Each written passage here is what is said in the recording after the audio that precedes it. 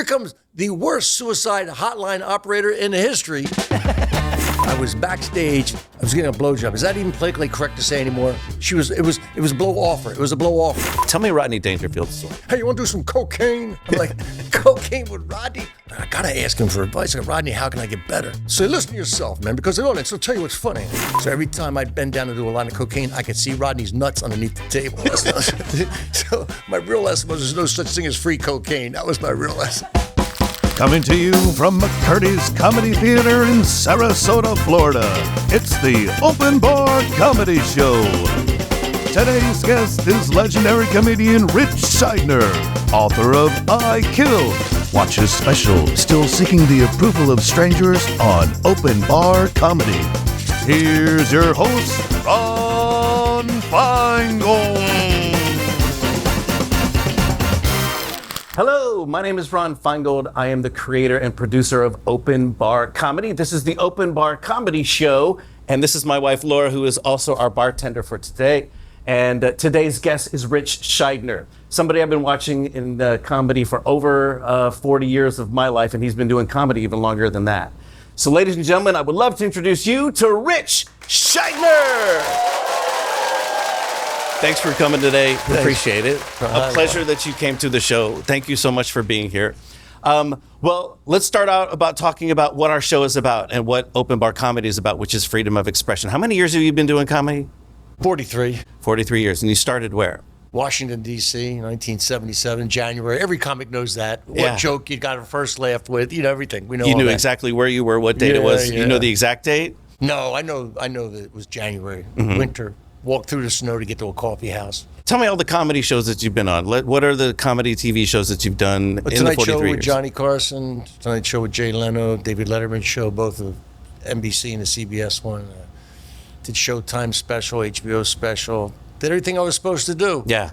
What was it like trying to get on those shows? Was it nerve-wracking trying to get on? I got great advice when I first moved to Los Angeles in 1982. It might have been Leno or somebody said, do not bother Jim McCulley. He was the talent agent for comics on the Tonight Show.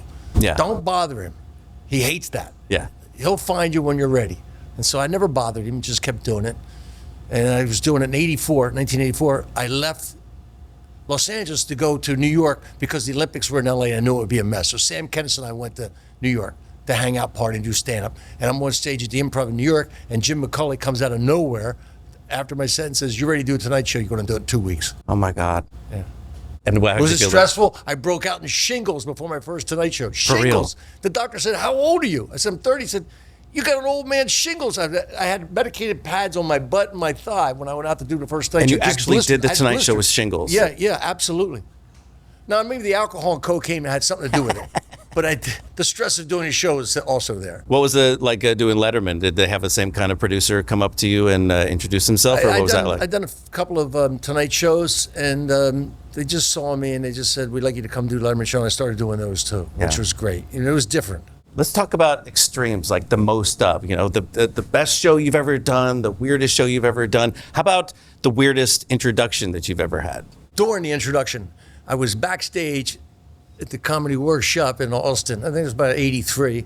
And I was getting a blowjob. Is that even politically correct to say anymore? That's a beautiful thing. She wasn't You were getting a blowjob. She wasn't working for me. It was a blow offer. It was a blow offer. This is a voluntary blowjob. Thing, totally voluntary. Right before you're about to be introduced on stage. Right. I was, during it, I heard my name. And please welcome Ritch Shydner. And I had to make a decision. There was really no decision to be made. They're going to wait. They're going to wait. They're going to wait for a few seconds. And my friends later said I came out, they go, you came out like you were like just escaped from a cage. Come stagger down the stage, like. How did this start? I mean, she came up to you and she said, was how about a date for the weekend. Okay. I was there. I met her in Dallas and she came down to Austin. And for some reason, I don't know, things happened backstage. There was, two people alone in a dressing room. And I lost track of time. Funny how that works. Who's the next comic? Please welcome Ritch Shyder. It's me. Did you? I didn't go till I finished. Of course. You finished. Okay. There's good. no way. All right, you finished. That's what I'm saying. I mean, Very there's no decision to be made here, right? I mean, that's like the biological imperative for men. A guy be going at it, And a lion could be tearing off his leg. And he's got, I'm going to finish. I'm finishing, man. I'm finishing. A woman's like, she hears a stray noise in the other room. What was that? Go check out that noise. A woman's like, they got 2 tracks working. We got 1. That's all, 1 track. And your opening line, do you remember your opening line? How did the first joke go? I don't remember my opening line. I don't think I was thinking yet. I wouldn't either. The blood wasn't back to my brain yet. No, I couldn't imagine going out on stage half chub. I would never had that problem. See, that's convenience of my size. Yeah. It's really easy to hide. That's okay. That was the best introduction, right? Yeah. Tell me about the weirdest introduction. Or did you have a weird one or a strange one? one? I had a weird one. So back, Michael Finney, he doesn't mind me telling the story because it's true. And he's a great comic magician from Phoenix, and he did this every year. He did this great benefit charity golf tournament, then a big show at the end called the Dry Heat Classic. And so I'm headlining it one year. I don't know what this is, 10 years ago or something. And I'm headlining this Saturday night. There was a story that happened with us in 1982. The short of it was a guy calls me up while we were partying at the comedy club then. It was called Chuckles in Phoenix, a big, hot comedy club. They got shut down because they didn't pay their bills. Cocaine used to do that to a lot of club owners back then. Yeah. And so this kid was suicidal. He was suicidal. He calls me up. I'm the only guy he'll talk to. And I'm talking on the phone. I think I'm talking about down. I think I've got him about ready to let me come over and talk to him. He's got a gun there. I said, put the gun outside the hotel door. I'll come into the hotel and talk to him. He's right across the street. And somebody called the police, and I'm on the phone with that guy, and the last thing I hear the kid say is, oh my God, the cops are here. And then I hear bang. And I run across the street, and the cops are like, don't go in there. There's nothing you can do. And really whacked me out. Now, here, cut to, we're like 40 years later, whatever, with this thing. He's introduced me because my friend Ritch Shyder's coming out. I got to tell you something. And he tells that story. 1,200 people hear the story. Here comes the worst suicide hotline operator in the history. He's 0 for 1. And I come out, and it's like, sometimes you come out and there's a crater you got to work out of from the comic before you that was so good. Yeah. This was the intro. I mean, there's no way out of that hole. I was thinking, I'm like, I got 20 minutes and 15 was convincing him I was funny. Yeah. No, right. he's okay. Can I get you something? No. If I have one of those, I'll slam right into a telephone pole. I won't even use a car. I'll just run right into a pole. How about water? Yeah. Why don't you drink? I'm a recovering alcoholic, drug addict, and anything else you got that would be something that would get me off my head. How long has it been? Off the top of my head, May 11th, 1985. So 38 years plus, something like that. Yeah, no, it's all good. It's all good, really. Was something that it was interfering with it was comedy? Everything with my comedy. My God, the one thing I value more than anything is my sense of humor, and that was gone. A friend of mine who helped me get sober said he saw me in West Hollywood being thrown out of a post office in the middle of the day. There's nothing cool left. There's no wow, that was really wild, a fight in a Rainbow Barn Grill or something. Yeah. No, you got tossed out of a post office for being an asshole in the middle of the day. No. You had DUIs? Were you being arrested? Well, I had a lot of drunk driving accidents, but this was back, I did most of my drunk driving in the 70s, and the cops back then would pull you over and go, look, can you make it home? Yeah, all right, go straight home. Don't go anywhere else and give me that liquor that's going down the FOP. But go straight home. That's all. Just go straight home. You started in the 70s, right? Yeah. And it was back in Washington, D.C., but one of my heroes everywhere that I go, I get this Rodney Dangerfield. Everybody tells me, you look, because I have this thing with my eyes that I do in my show. My eyes are really big. So every time after a show, you always remind me of Rodney Dangerfield in your show. Yeah. So he's one of my heroes. He's a lot of people's heroes. Tell me Rodney Dangerfield's story. Well, that's what I have was Rodney, back when I moved to New York City in 1979, didn't use young comics much except for he had these prom shows they'd come in from Long Island and the boroughs and all, and these drunken kids, and we'd entertain them from midnight when there's regular shows and then to 5 in the morning, just one prom show after another. So there were a bunch of comics going on, and you just have, it was just a whip in a chair stuff, you know what I mean? They were just drunk, and you'd find the most obnoxious one, you'd put them on a cross, whip them for a while, the whole place would go crazy. It was just fighting. And one night I was on stage, and the comic who was supposed to come relieve me was late.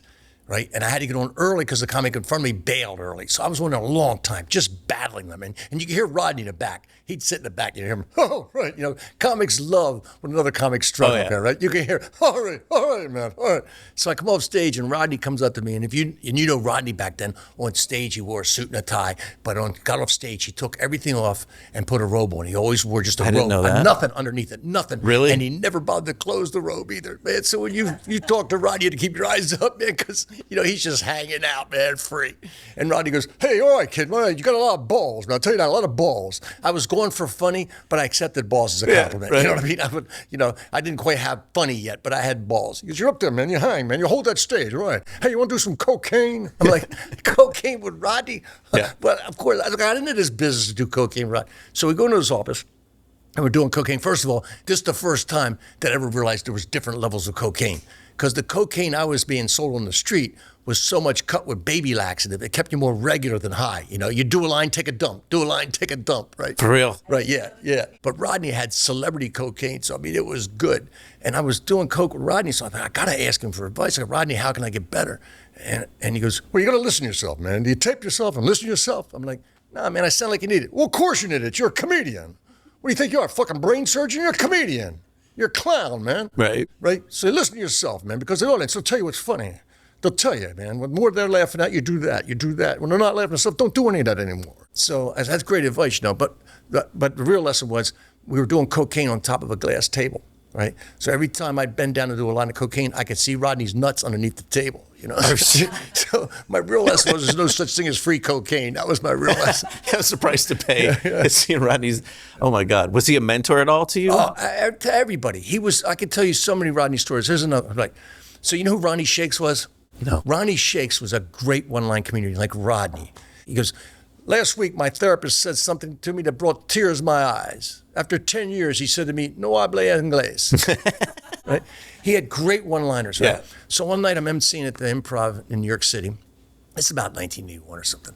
And Pat Buckles, the manager, she comes up, she says, Rodney's on the phone, he wants to talk to you. I get on the phone, he goes, hey kid, I got this joke, man. This guy sold me some jokes, man. They're all shit, except this one joke, man. This one joke's a genius. It's a great joke. It don't fit with the other ones, you know what I'm saying? I think it's stolen, but I'm just checking around to see who does a joke. And the joke was, I wanted to kill myself, so I went down to the ocean and drowned myself, but I knew I wasn't serious. I brought a towel. It's a Ronnie Shakes joke, right? I said, really, that's Ronnie Shakes. He said, yeah, I know, I thought it was somebody's, man. Give me his number, will you? So we give him his number, and Ronnie Shakes comes in the next night and says, Rodney called him up and said, I was doing this joke, and I already did it, so I'll pay you $50, which is what I normally pay for jokes. But I'm doing the Tonight Show Friday night, and it's such a great joke, I want to do it. So if you'll sell it to me for like $250, right? Which is way more than any comic was paying for jokes. Yeah. And Ronnie Shakes, though, Rodney was his hero. So Ronnie goes, give it to you, man. Take it. Have it, man. Have it. My pleasure, my honor to you have my joke. Ronnie gives him the joke. Rodney Dangerfield calls him back a little while later and says, I got 2 tickets to fly to L.A. The guy who's going to come with me can't come. Would you like to go to L.A. with me? So he takes Ronnie Shakes with him to L.A. That's awesome. Right? And then when he get to L.A., he sets up an audition for Ronnie Shakes at the Improv in L.A. for the Tonight Show. And he got it? Yeah. So Rodney was not just, he was an honorable guy to comics. Because when comics would be sold jokes, that was the easiest way to fence stolen jokes, right? Comics would do it all the time. I bought the joke. I don't know anything about your joke. I got it. You know what I mean? They get by it from other people, and then they go, well, I don't know about you and your joke. I bought this from this other guy. Talk to him. Rodney was very honorable with young comics. That's so cool. I am so happy that we have Ritch Shydner here on this show because you are a wealth of information when it comes to the history of stand-up comedy. You even have a show called The History of Stand-Up Comedy that you do in theaters across the nation. Tell me about that a little bit. I was just interested in it. I didn't become interested in the history of stand-up until I became history myself. Yeah. As I got older, I got interested in it. And I was friends with Phyllis Diller, who's one of the greats. Of course. The first female stand-up star. You were friends. I was friends with her. After I did my 3rd Tonight Show, I get this call, in the middle of the night. Like, you do the Tonight Show, you were on about midnight.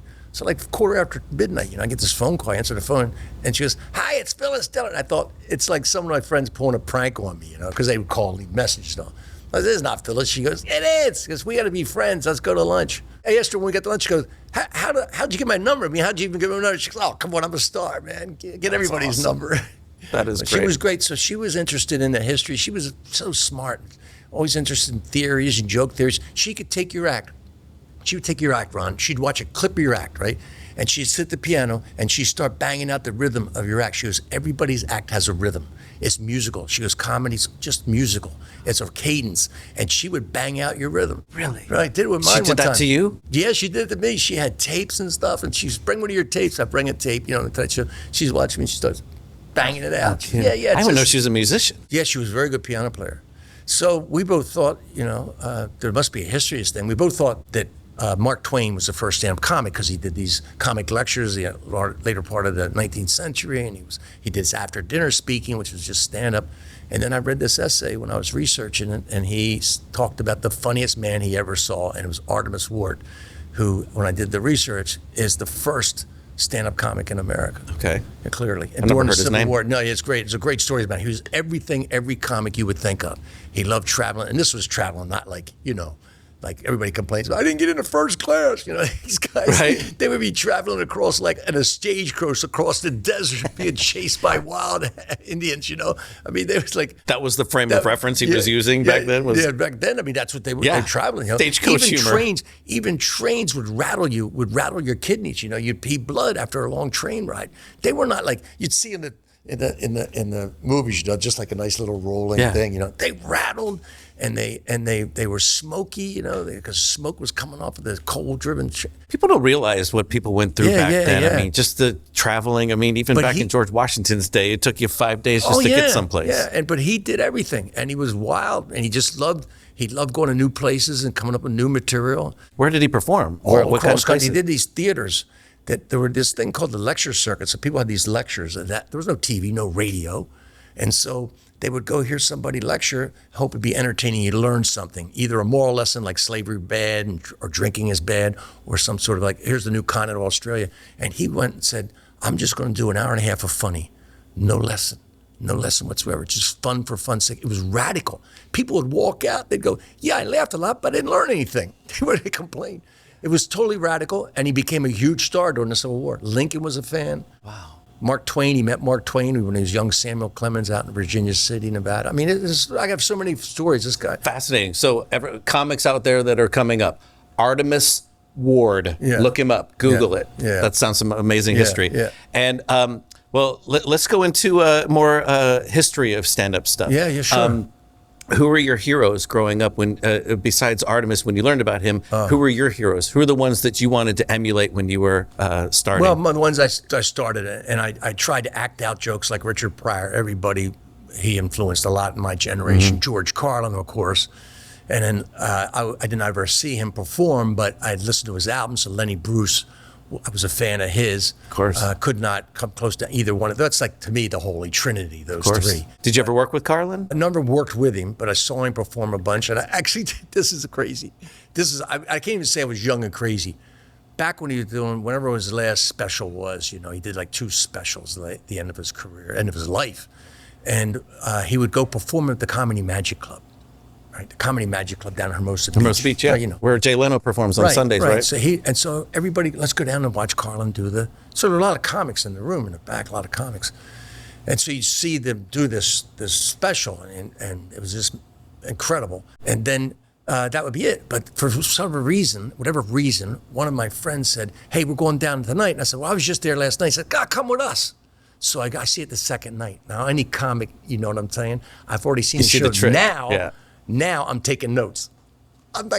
They're handing me cocktail napkins. I'm writing notes on cocktail napkins. Classic, right? Here's a tag for that. I got a tag for this. Here's a better. I write these notes. I forget it's George Carlin. I just think it's. And you're writing tags for him? And for Carlin. I'm writing all these notes. I got a stack, right? That's balls. The show's over, and the balls get bigger. They get bigger. They get swollen. All right. So we go backstage to say hello to George again. He's kind of surprised to see me second night, right? He said, hey, you come back again? I said, yeah, I got some notes for you, George. I hand him this stack of cocktail napkins, right? He goes, okay, puts them in his pocket. We go back out to the table. The place is emptied out, but the comics were still there talking. Now, next thing I know, from here to that light away, I look up, it's Patrick his brother Patrick Carlin. Now, Patrick Carlin was sort of George's muscle. When he was young and he'd get in trouble with his mouth in the neighborhood, Patrick was quick with his fist. It was all well known. He was a tough Irish guy. Yeah. He's standing there. He goes, hey, you come here a minute. So I walk over and I'm thinking, he's going to get me with a right cross, an uppercut. What's he going to hit me with, right? He goes, you gave my brother notes. Nobody ever gives my brother notes.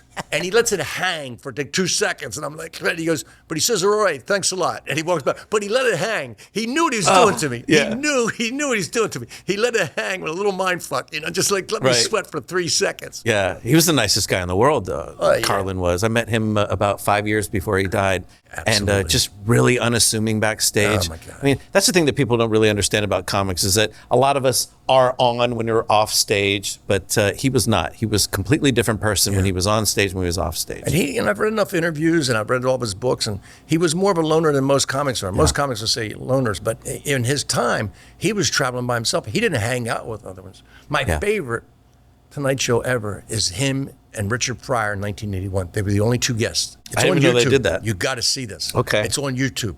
Carlin comes out, right? Because they're both competitive with each other. I mean, they were the 2 top of the time. Yeah.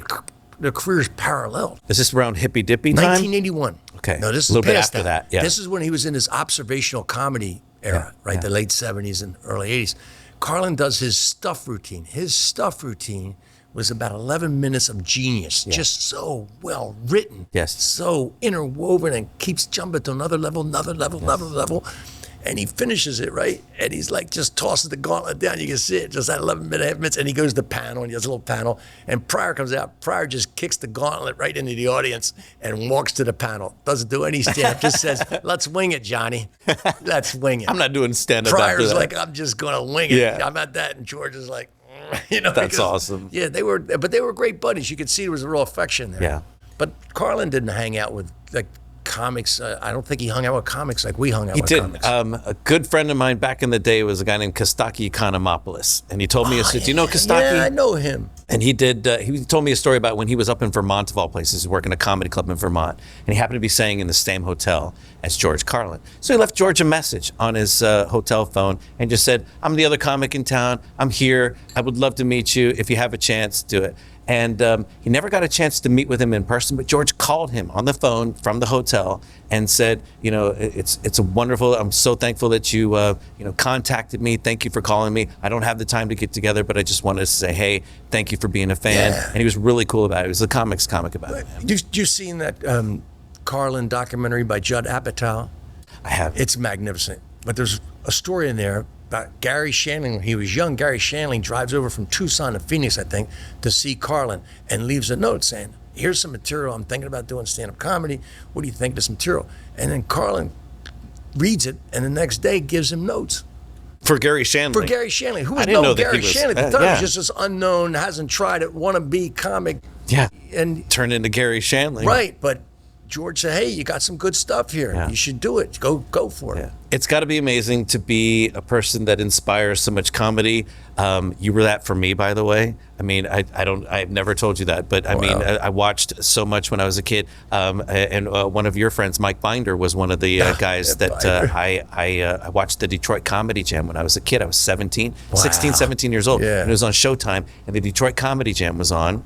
It was Dave Coulier opening the show, Paul Rodriguez, Mike opened the show actually, and then Howie Mandel closed it up. Yeah. And I remember taping it, with my VCR and watching it the next day. And the weird thing is, I mean, after we've been working together and doing the open bar comedy shows, we'll talk about your special in a minute too.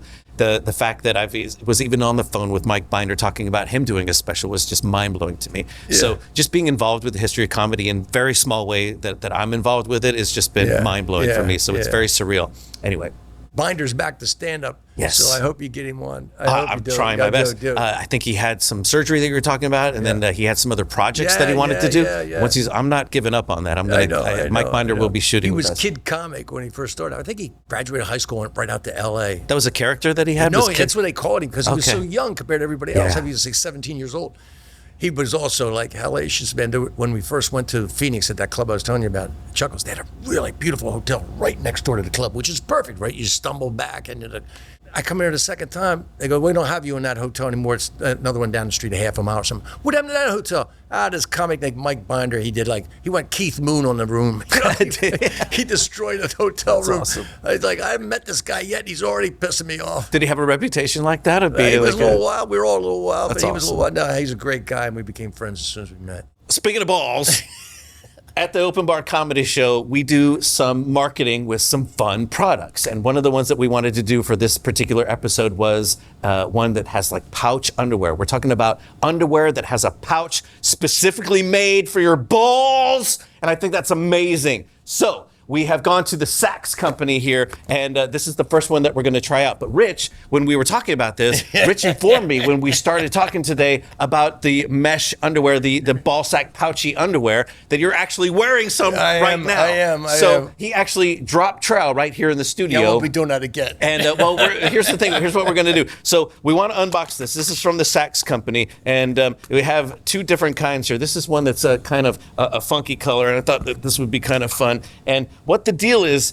this is the pouch that we're talking about here. And if you see this, this is where the boys are going to go. So is this what yours kind of looks like? Is this the same kind of pouch that yours? It's kind of similar, different. It's the same sort of lining thing. Okay. That Yours has a lining like this, is it? It's like a push-up bra for women. This is a push-up balls for men. As I've been wearing them, there are no adjustments necessary. There's never none. I got a gun in there. It's off to the right too much. It's stuck on the left. I got to yank it back center. These things hold the Awesome. center. Hold the center. So long car rides, it pulls them center. I mean, I don't know if I was a right or left guy, right? But they hold center, and I just don't bother with them anymore, which I don't mind. Okay, I'm aware of them. Come on, you see guys in stores. Guys will be anywhere, and they'll just reach down there, go right down inside their pants, and Yes. they're pulling stuff around because. Or as our good friend Valerie Storm would say, you would be tree frogging. You know what tree frogging is? Yeah. Tree frogging is doing that little move, trying to get your sack off of your leg. Yeah. Just tree frogging a little bit. Yeah. So these are the anti-tree frogs. So what I'm going to do is I'm going to put these on. I'm actually a boxer brief guy. And I've always had that problem of things. I've just dealt with it. You know, your sack sticks to your leg. So this is supposed to isolate everything. And we're going to try it on, and I'm going to put this on, and we'll do a little comparison here. But this is the first product. This is the one from the Saks company, and you have one from Tommy John. Yeah. And we actually have one. We're going to be doing this as a week-long series. We're going to try all of these underwears out and see which one is the best and report on it for you so you know how to keep your balls in check. Stay tuned.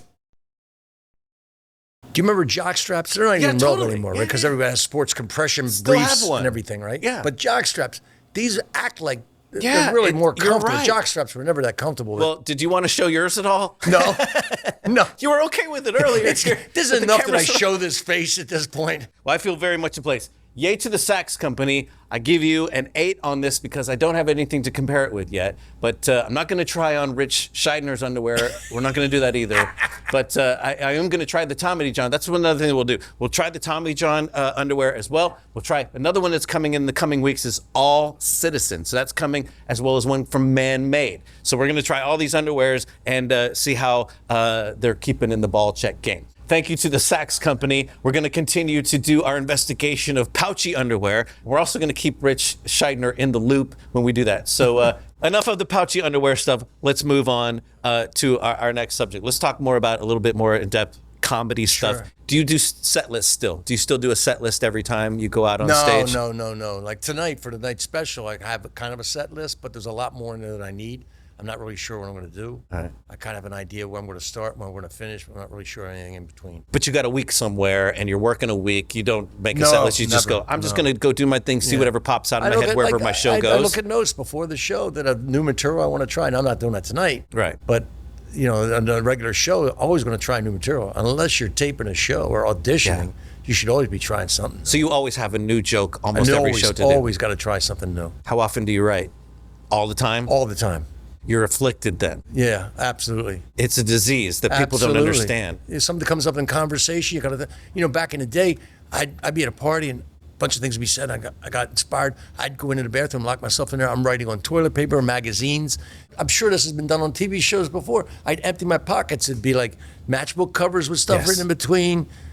cocktail napkins. Do you still everything, have them? Right? Do you still have a box full I of don't that have shit? Those, no, I still have no, all my you know, shit. eventually moved to 3x5 cards. Okay. Right, and then a computer. Yeah. And now what I do is I email myself. I guess I'm a hoarder. I still have my notes. I still have my napkins. I like a big stack Wow. of papers and all that. But you went modern with it. No, I So- didn't. I didn't. No, I didn't keep stuff. You just didn't keep it. You're I not didn't a keep hoarder. those things. No. Right. Do you still have jokes that you did from 30 years ago that you still like might bring out of the Rolodex and pop in? Yeah, absolutely. Yeah. Absolutely. You know, I was thinking about tonight, I was thinking if I did any old jokes, I would tell the audience up front, like I've been doing this for 47 years, you know? Yeah. And so if I do an old joke, I might give it a year, do the joke and then go 1993, you know, but I don't know if there's something they'll follow along. I don't want to make the audience work, you know? So, Yes. But yeah, I still do jokes and you know how you do jokes and you're in love with a joke. And you Can't let it go. You can't let it go. Yeah. And then I come back years later. I did that. There's a joke I first came up with back in 1978. I went to a Earth Day celebration on the Washington Mall in D.C. And all these bands are playing. Jackson Browne, Bonnie Raitt, the Eagles, all these bands are playing. And in between the bands, right, they would have chants. The whole crowd would be chanting. Hundreds of thousands of people chanting, no nukes, because they had the 3 Mile Island disaster back then, and people were against nuclear power on the left. And you know, so they're chanting it. And at one point, everybody was just passing joints around. At one point, this guy next to me goes, hey, man, when them no nukes going to play? So I write that joke down, right? That worked great. But here's the other joke. So every speech that they would give, like, we're going to save the planet, people. We can get together and work to save the planet from all this Earth disasters and all these ecological disasters. And we're going to save the planet. I thought, we can't save the planet. We're the problem. People are the problem, right? Amen. The streams aren't polluted because the beavers are using asbestos in their building supplies. There's just too many people polluting around here. I mean, if you're really a dedicated environmentalist, the best thing you do for the planet is kill yourself, right? Now, I'd do that joke back then. I'd be killing. They would boo me. They would boo one joke, and one Sure. joke, they'd turn on me and go, no! Yeah. Right? Then in 1991, I went on stage to tape a bunch of stuff for a couple of albums back then. I was working to do this for a company, and I said, I'm going to try that joke, bring it back. I brought it back, and they laughed because everybody got more cynical, and they come to realize, yeah, we are the problem, you know. Yeah. But they laughed about it. Yeah. So sometimes it's timing of the joke. It's all about the contextual history. Yeah, what's going of on in the what's moment going at the on. time, Yeah. right. You're not burned out. 47 years. It seems like you still love it. Yeah, I do now. At the moment, I don't know how much longer I'll be doing stand-up because honestly, I don't like to travel anymore. Yeah. And that's the thing that got to you. You know, they don't pay you, and you know this, they don't pay you to go on stage. They pay you to get there. Right. And That's put up totally- with everything you have to do to get there and to stay there, be by yourself. I love my wife. I love to be home. I love our dog. I love Yeah. our life in North Carolina. That's all. I just want to be around there. Yeah. So they're not going to fly people in for me to perform for. You know that. What's the best advice you ever got? It's all stage time. It's all about stage time, which you kind of figure out early on. But somebody told me, they said, it's all about stage time. So I would go on anytime I could get on in front of any audience all the time, anytime. 2 people, 3 people.